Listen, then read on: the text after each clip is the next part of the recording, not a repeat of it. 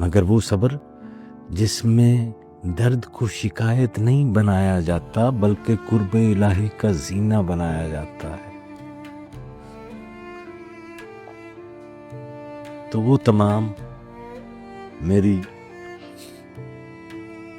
بیٹیاں، بہنیں، ہماری مائیں جو اپنے آپ کو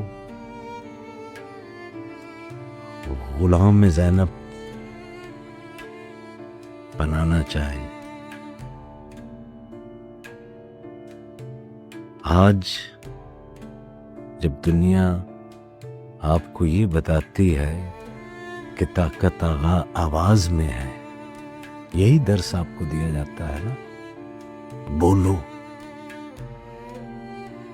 تب سیدہ زینب تمہیں دکھاتی ہیں کہ طاقت وقار میں ہے، خاموشی میں ہے، اپنے رب پر کامل یقین میں ہے۔